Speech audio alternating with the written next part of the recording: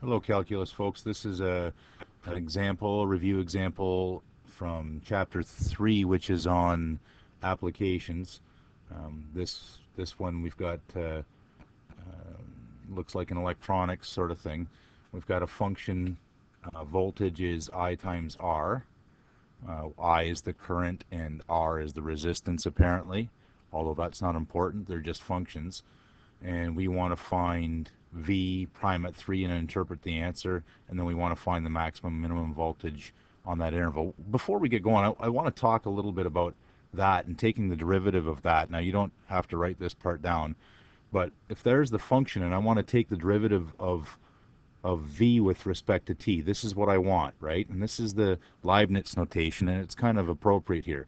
Then I want to take the derivative of the right-hand side. So the derivative with respect to time of the right-hand side, well, is this rule. This is the product rule. I take the derivative of I with respect to t and write down R, and then I write down I and take the derivative of the resistance with respect to t. And again, this is because I and R are both functions of t. And I could think of it this way, and I could calculate these things separately if I wanted to.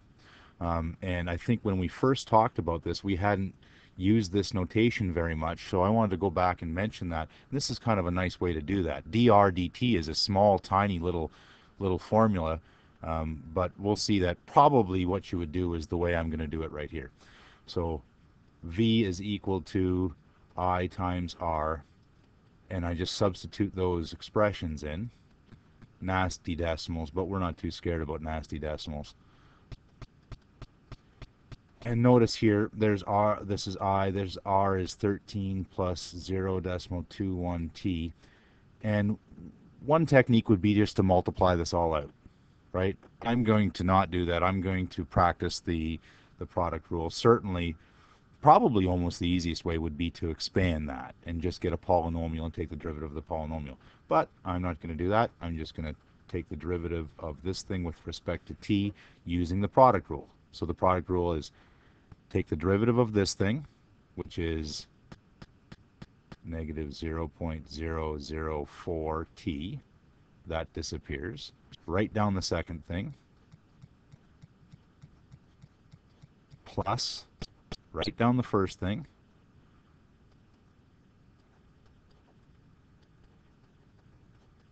derivative of the second thing. The second thing is just linear, so we're just talking about that. There we go, and we expand that, tidy up, and I'm just going to write down the final answer here, maybe a few dot dot dots. The decimals are pretty nasty, but trust me. I wouldn't trust me, actually, but you trust me. Either that or you got to reach for your calculator, right? 0.52 t plus, so that's the derivative. That's v prime at t. And so if I want v prime at 3, then I just substitute in 3, and I get about 0.92586. So what does this mean? Well, remember, v prime is the change, right? This is the change in voltage. So after 3 seconds, because I think the time was in seconds, after 3 seconds, doesn't mean the voltage is equal to this. It means it's changing by this. It's increasing, right? The voltage increases by 0.93 units volts per second. And that's number one. The better question is number 2 here, where we want to find the minimum and maximum voltage on that range. So what do? Almost any time in calculus. Well, remember the min-max algorithm is we take the derivative and set it equal to 0. That's when the minimums and maximums of any function occur. So we take the derivative and set it to 0. Min-max when v prime at t equals 0. So I already have v prime at t. It's right equal to there. And it's nasty. It doesn't factor, obviously. So we have 0 equals this big, long, nasty thing. Oh, 0. Well, I did that twice in one example. I don't know why. 7812.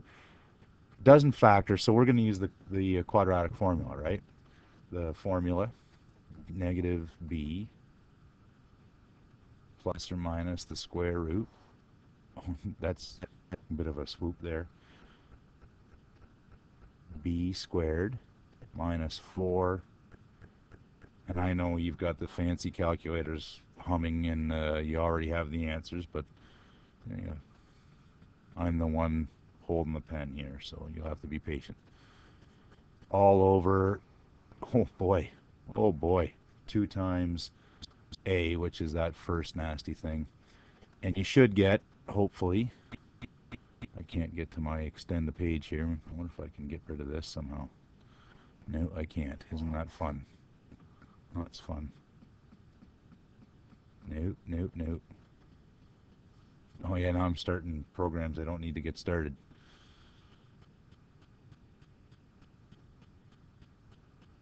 Wait for that to disappear here.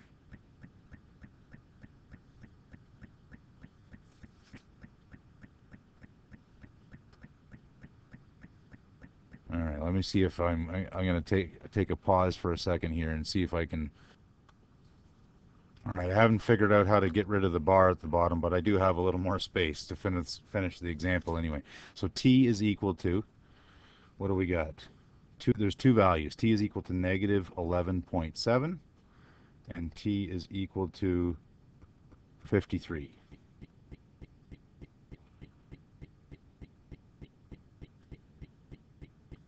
Notice that here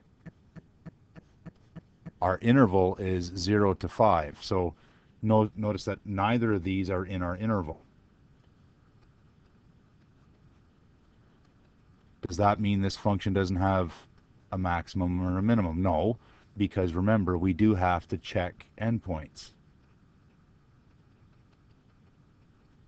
Any place where the derivative is equal to 0 or endpoints. So here we have my time and my voltage. Remember, not the derivative. And then I'll check this. This is actually 48.35. And this is 51.56. This is the minimum and this is the maximum. And these minimum and maximums are not in the interval that we were asked. So there you go. And that's all we have to say about that example.